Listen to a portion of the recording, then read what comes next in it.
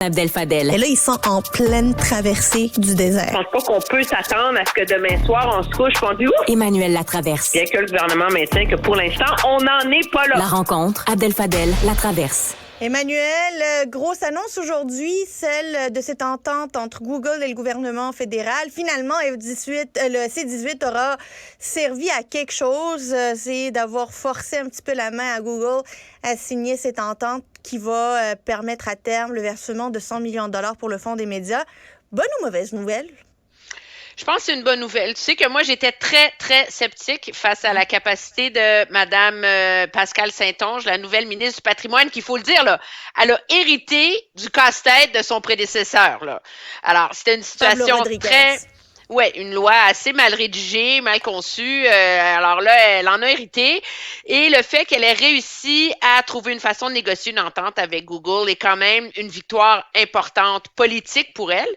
C'est une victoire relative pour les médias parce que 100 millions de dollars, on va pas cracher dessus, bien qu'on s'entend, ça ne va pas résoudre la crise des médias. Là, c'est 80% des 8 milliards de dollars en publicité qui sont envolés dans les dernières années. C'est pas 100 millions qui va régler le problème, mais c'est quand même substantiel comme montant. Et objectivement, c'est aussi une victoire pour tout le monde qui utilise Google, qui aime ça aller, qu'est-ce qui s'est passé, qu'est-ce qui est arrivé? C'est devenu un outil de recherche absolument essentiel dans la vie de plusieurs. Puis c'est à partir du 19 décembre au matin qu'on faisait une recherche sur Google, on n'avait plus accès à aucun article journalistique. Donc, c'est pas que tu n'as pas accès au petit onglet actualité, là. C'est que tu n'as plus accès à aucun article qui a jamais été écrit sur un sujet par un média canadien. Ça aurait, je pense, eu un impact assez néfaste sur la qualité du débat public, sur la capacité des gens de s'informer, etc. Donc, à ce chapitre-là, oui, c'est une victoire. Puis en vérité, les inquiétudes de Google, il faut les comprendre, là. Google, c'est un projet de loi qui est très alambiqué, hein, et qui forçait les géants du web à négocier à la pièce une entente avec individuellement chacun des médias qui se qualifient là, au Canada. Ça, c'est une autre formule.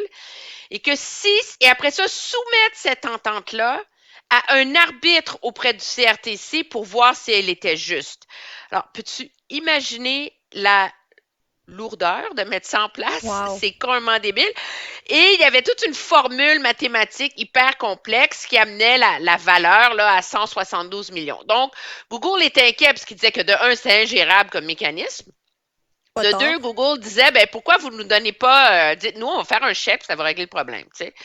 Alors, finalement, on en arrive à une solution mitoyenne où il va y avoir un organisme qui va négocier une entente cadre pour l'ensemble des médias. C'est cette entente-là, après ça, qui va s'appliquer à tous selon une formule. Chacun va signer individuellement, comme ça on respecte la loi. Avec cette organisation-là. Ben oui, c'est ça. Alors, chacun, après ça, va avoir sa petite entente, va aller la signer avec Google, mais ça va représenter ça. Puis c'est sûr que 172 millions, c'est pas le montant qui était envisagé.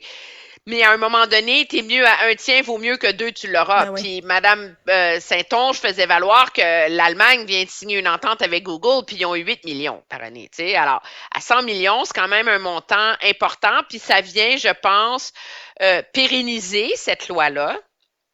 Maintenant, il va falloir voir le détail de comment elle va s'appliquer, parce que la grande question qui est en suspens, c'est que dans la formule originale du projet de loi, l'argent des géants du web était redistribué aux médias au prorata de leur nombre de journalistes. C'était quoi l'impact de ça? Mais là, Radio-Canada, es-tu là-dedans? C'est que le plus gros bénéficiaire de cette entente-là allait inévitablement être CBC Radio-Canada, qui allait se retrouver à avoir, selon ce qu'on m'explique, à peu près le tiers là, du montant. Donc, Mme Saint-Onge a dit « Je ne peux pas, en vertu des règles de confidentialité et de la réglementation, rentrer dans les détails, mais j'ai entendu les commentaires à ce sujet et nous allons y répondre. » Donc, ce que ça me dit, c'est qu'on a trouvé une formule là-dedans pour plafonner le montant que CBC et Radio-Canada vont recevoir, justement pour s'assurer qu'ils ne reçoivent pas une triple subvention. Parce que là, il y a l'argent des contribuables, pour financer la société d'État. Il y a les frais qu'eux facturent pour tous Ben leurs oui. services d'abonnement. Puis là, après ça, il allait recevoir une subvention de Google en plus. Alors Ben, là, attends, il y a je une pense... quatrième. Il y a de la publicité qui vend. Ah oui, ben il y a la pub en plus. Alors là, qu'est-ce qu'on a, c'est quoi la formule qu'on a trouvée pour Radio-Canada? C'est l'élément qui reste en suspens. Mais moi, je reste un peu sur mon appétit. Là, on a réglé l'élément Google. Moi, je ne suis pas de ceux qui pensent que Facebook va rentrer dans le rang. Je pense que Facebook assume totalement d'être un mauvais citoyen corporatif. Ça fait partie de leur marque du commerce. Ils n'en ont rien à foutre dans le monde.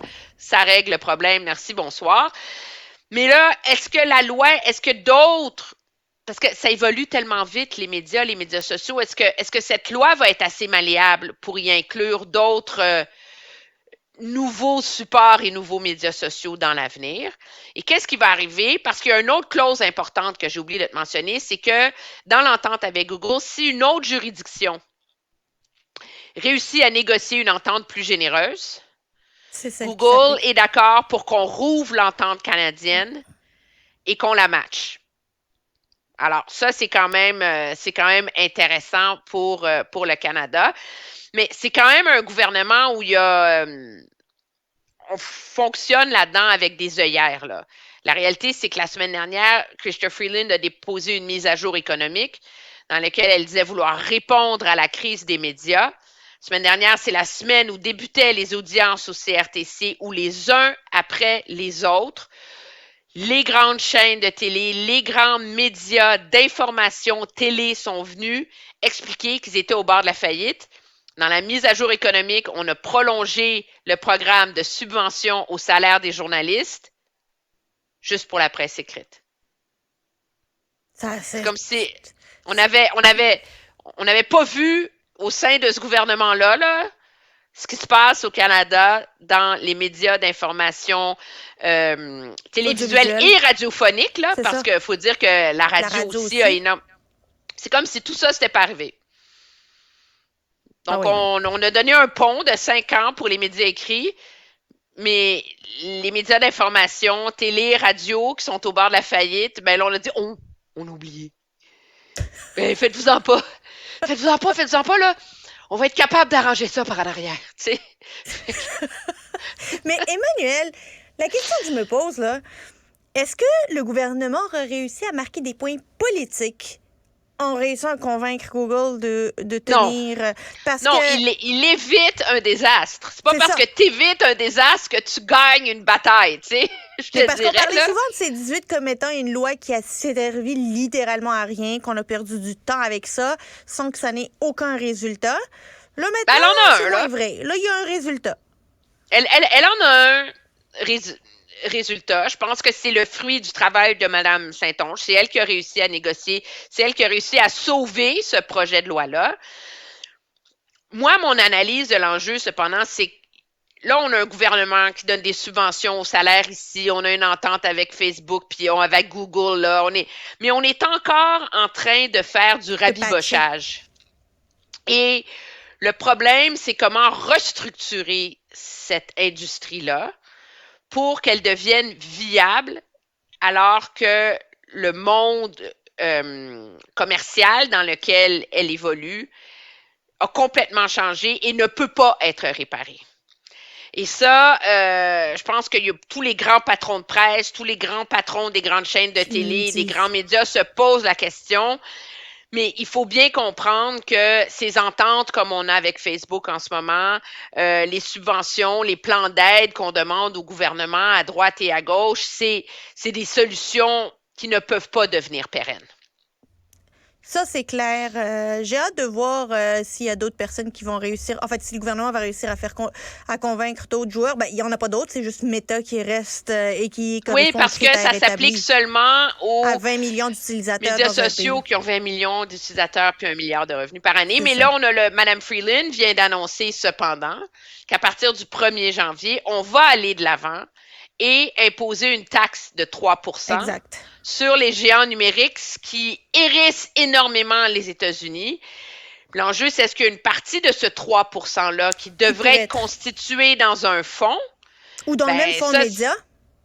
Dans le fonds média ou dans des fonds pour les l'industrie télévisuelle.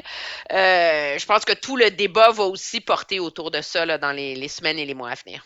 Avant de te laisser, Emmanuel, j'aimerais quand même avoir ton avis sur la position dans laquelle se trouve la Fédération autonome de l'enseignement, qui est en grève générale illimitée. Puis il y a le Front commun qui fait sa rencontre, fait que parle pas avec le gouvernement, mais en grève avec les lignes de piquetage. Est-ce que la FAE va être isolée par le gouvernement et ça va être eux qui vont faire finalement partie des victimes de cette négociation? Ben, je sais pas. En tout cas, la question se pose. Et moi, je peux dire qu'il y a des syndiqués qui se la posent la question parce qu'on reçoit tous, je pense, de plus en plus de communications de syndiqués qui disent, écoutez, minute papillon, là, quand nous, on a voté pour des moyens de pression jusqu'à la grève illimitée, la grève générale illimitée, c'était supposé être le dernier recours. C'était pas supposé être le premier. Puis les gens... Et regarde ce qui arrive en ce moment. Bonne nouvelle, Marilyn Picard est rentrée juste en temps. Magali Picard est rentrée juste en temps pour aller s'asseoir avec qui cet après-midi? Avec Sonia Lebel, la présidente du Conseil du Trésor. Fait que dans le fond, c'est utile d'être au pays. Mais blague à part, qu'est-ce qu'on entend? Elle aurait pu le faire avec Teams. Voyons, elle aurait pu le faire avec Teams. Mais ouais, toi puis moi, on fait ça par une super plateforme VMix. Mais ce qu'on entend, c'est que depuis la semaine dernière, le conciliateur, il fait bouger les choses à la table du Front commun. Ouais. Qu'on est loin d'une entente, mais au moins, on avance. On a géré 10 à 15 % Mme Lebel, elle s'assoit aujourd'hui avec le Front commun. C'est du côté du Front commun que ça bouge. À la FAE, ce qu'on entend, c'est ça bouge pas. Puis aujourd'hui, Mme Lebel, c'est pas Mélanie Hubert qu'elle rencontre. Non. Alors, est-ce que le risque, c'est que la FAE porte le poids du coût qu'impose à la société une grève générale illimitée? Ses membres et ses profs portent ce sacrifice-là de tenir le feu et la pression, mais que, objectivement, qui va régler en premier, c'est pas sûr que ce soit eux. Et surtout quand on entend le Front commun dire, écoutez, nous, on en fait juste 7 parce qu'on veut pas une entente à rabais. On est prêt à pas signer avant Noël. Puis s'il faut, on ira en grève générale illimitée au mois de janvier. Moi, si j'étais un prof de la FAE sur un piquet de grève, aujourd'hui, là, je serais très inquiet. Ben oui, puis d'autant plus qu'on n'entend pas parler de la FIC, qui, on peut dire, c'est le pendant de la FAE en santé. Puis si on n'entend pas parler ben de la FIC, c'est que probablement la FIC, elle est en train de négocier puis qu'elle sort pas publiquement pour pas escamoter ces négociations-là. Fait que si on regarde ça de l'extérieur, la FIC est en train de négocier. On sait que le Front commun va s'asseoir avec Sonia Lebel puis ils disent qu'ils sont confiants de pouvoir atteindre une convention négociée d'ici Noël. Puis la FAE est nulle part to be seen, là. Ben, c'est ça.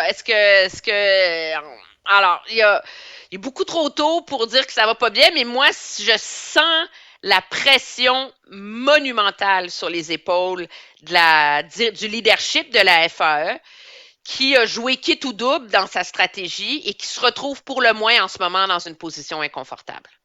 Emmanuel Latraverse, merci beaucoup. On se retrouve demain. Au revoir.